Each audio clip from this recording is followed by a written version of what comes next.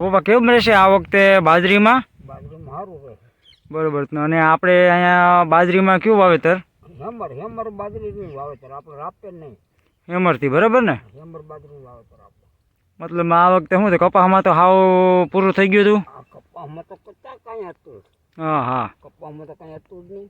બરાબર. એટલે એ હિસાબે હવે આ બાજરીનું વાવેતર લગભગ આપણે આ બધા આજુબાજુના બધા ખેડૂતોએ બાજરીનું વાવેતર કરી દીધું છે એમ. હા, હું હવે નેદણા આવી છે અઠવાડિયામાં. હા, અરજીમાં નેદણા. એટલે અઠવાડિયામાં બધા ખેડૂતો લગભગ કામે હોય જ, પરંતુ આ વખતે કપાસ ફૂલ એટલે ફૂલ દગો દીધો, બાકી વાંધો ન આવત. બરાબર. તો હલો મિત્રો, નમસ્કાર, જય શ્રી કૃષ્ણ, જય માતાજી. કેમ છો મારા વાલીડાઓ? બધા મોજમાં ને? તો હું પણ મોજમાં છું, આનંદ મંગળમાં. તો ઘણા દિવસથી આપણે વાડીનો વ્લોગ બનાવ્યો નહોતો, તો આજે શરૂઆત કરી છે કે ભાઈ વાડીએ જઈએ અને વ્લોગ બનાવીએ. અને જેમાં પણ ખાસ તમને કહું ને કે આપણે જે બાજરીનું વાવેતર કરવાનું હતું એ થઈ ગયું છે કમ્પ્લીટ, અને બાજરી ઉગી પણ ગઈ છે. તો તમને બધાને આ વ્લોગના માધ્યમથી બધું બતાવવાનો છું, અને બસ વ્લોગમાં બધા કન્ટિન્યુ રહેજો. અને બાકાજી બોલાવી દીધી, હાલો તમને બાજરી કેવી ઉગી ગઈ છે એ પણ બતાવી દઉં, જેથી કરીને તમને પણ બધાને આનંદ થાય કે ભાઈ બાજરી ઉગી ગઈ છે. જોકે દર વખતે આપણે બાજરી બીજી જ કરતા, પણ આ 2 વર્ષથી બાજરી બદલાવી એટલે બાજરીમાં ઘણો બધો ફાયદો થયો. અને તમે પણ કંઈ બાજરીનું વાવેતર કરતા હોય ને, કમેન્ટ કરીને અમને જરૂરથી જણાવતા રહેજો. ચાલો આપણે જઈએ હવે બાજરી ઉગી ગઈ છે તે પડામાં. તો જો અત્યારે તો અહીંથી આપણે જઈએ આગળ, તો કપાસ છે આપણો આ બધો. અને એ પહેલાં તમને બતાવી દઉં કે આ કટકીનો કપાસ છે ને એ આપણે એમનેમ જ રહેવા દીધો છે અહીંયાથી. જુઓ, આ કપાસ રહેવા દીધો છે એમનેમ. અને આ કટકીનો અડધો કપાસ હતો ને ખેંચીને ગયા, તમને બતાવી દઉં. જો અહીંયા બાપુજી સૂતા છે. આ બધા લુગડા ઘરે લઈ જવા માટે લઈ લીધા છે આપણે, કારણ કે હવે કપાસમાં તો કાંઈ લાગતું નથી કે વધારે કાંઈ આવે. કપાસ તો બધો પૂરો થઈ જ ગયો છે. બરાબર. જુઓ, કપાસમાં કાંઈ છે નહીં લાંબુ બહુ. હાલો તમને હવે આગળ આપણે બાજરીવાળા પડામાં લઈ જાઓ, અને ત્યાંથી તમને બતાવું કે બાજરી કેવી આપણી ઉગી છે. તો અહીંયા પણ બાજરી વવાઈ ગઈ છે, અને અહીંયા પણ બાજરી ઉગી ગઈ છે.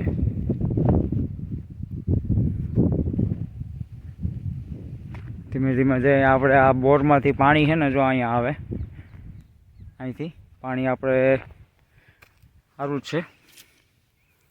જો આવી રીતની છે ને આ ઝીણી રેતી છે ને એ આપણે બોરમાંથી નીકળે છે, એટલે પાણી છે ને આપણે સારું જ છે. ધીમે ધીમે જઈએ, કારણ કે કપા બધો ખેંચી નાખવો પડે એમ હતો, પણ બધો નથી ખેંચ્યો, અડધો ખેંચ્યો છે, અને અડધો હજી એમને રહેવા દીધો છે. બરાબર. હજી લાઈનમાં તો પાણી ભરેલું જ છે. ધીમે ધીમે ચાલતા જઈશું, કે અહીંયા બાજુના ખેતરમાં પણ 3 વીઘાનું હતું, કપા બધો ખેંચી નાખ્યો. અને જો અહીંયા પણ બાજરી છે ને ઉગી ગઈ છે કમ્પ્લીટ. અને હવે છે ને આ આપણે આપણા જ ખેતરમાં આવી ગયા છે.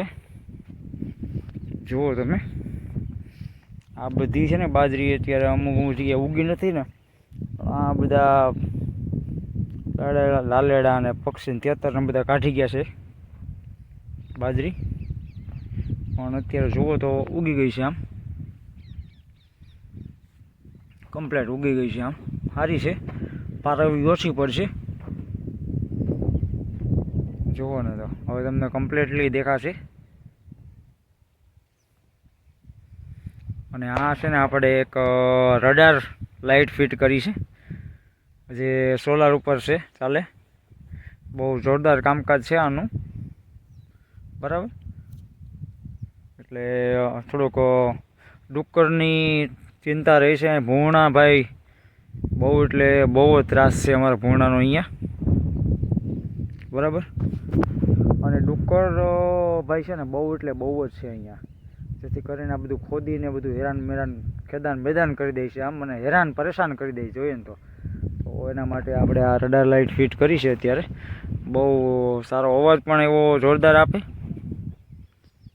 અને રક્ષણ પણ મળે આપણા પાકને. બરાબર.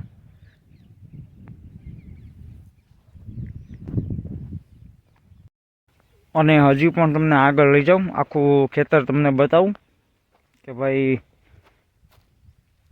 બાજરી કેમ છે, બરાબર. તો કે મોસ્ટ ઓફલી તમે અહીંયા જુઓ ને તો બધાને લગભગ બાજરી સારી જ ઉગી ગઈ છે. જુઓ, આ પણ આપણા ખેતરની પણ બાજરી તમે જોશો ને એટલે તમને સારી જ દેખાશે.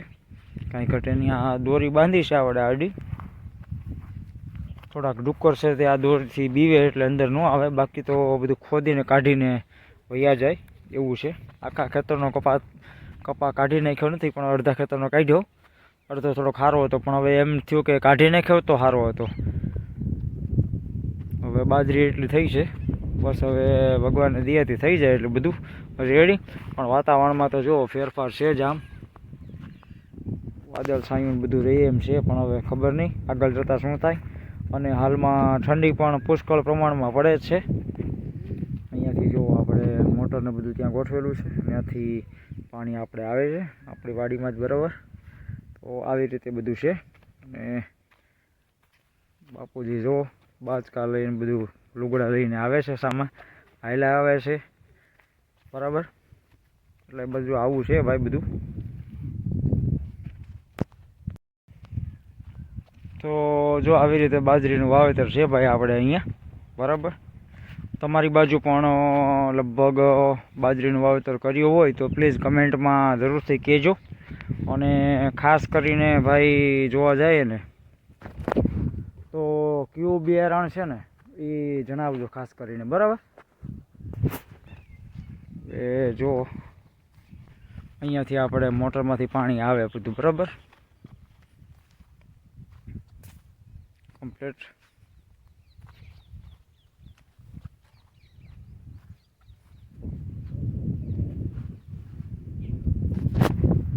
એટલે બસ જુઓ ભાઈ, આ તમને બતાવી દીધું મેં ખેતરનું વાવેતર આપણે બાજરીનું આ વખતે કર્યું છે. આમ તડકો થોડોક વધારે છે એટલે અહીંથી થોડોક મને સેટિંગ નથી આવતું વ્લોગ બનાવવામાં. હવે જુઓ આમ બાપુજી લાગી ગયા કે થોડીક બાજરી દેખાય એટલે ખેડૂત દીકરા હોય ને એટલે ચિંતા થાય કે ભાઈ ક્યાંક ને ક્યાંક વાડી આવીને કામ કરીએ. જો આવું કામ ઉપાડી દીધું બાપુજી અત્યારે, બરાબર છે. તો ભાઈ જુઓ અત્યારે તમને બાજરી પણ બતાવી દીધી, કપાસ પણ બતાવી દીધું. જો કે કપાસમાં તો કંઈ લેવાનું છે જ નહીં, બરાબર છે. પણ તેમ છતાં રાખ્યો ખોટો, પણ કાઢી નાખ્યો તો બધું સારું હતું, ફાયદો થાત, કારણ કે બાજરી તો થઈ જાત ખાવા પૂરતી, બરાબર. પણ હવે જે થયું હવે એટલી બાજરી આપણે કરી છે, 1.5 વીઘા ઉપરની બાજરી છે, બરાબર. અને બાકી કંઈ કપાસમાં કંઈ લેવાનું છે નહીં, બરાબર. તો ભાઈ તમે જોયું છે કે આપણે આ વ્લોગમાં બાજરીનું વાવેતર કમ્પ્લીટ અને બાજરી ઉગી પણ સારી ગઈ છે.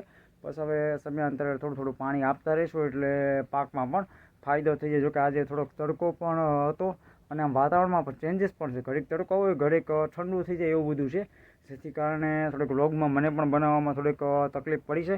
પણ તમે બધા મિત્રો છે, ખેડૂતના દીકરા સમજી જોકે છું જ, બરાબર, સમજવાની કોઈ જરૂર છે નહીં, શું જ તો એમ કરીને એક્સેપ્ટ કરી લેજો અને વિડીયો કન્ટિન્યુ બધા જોતા રહેજો.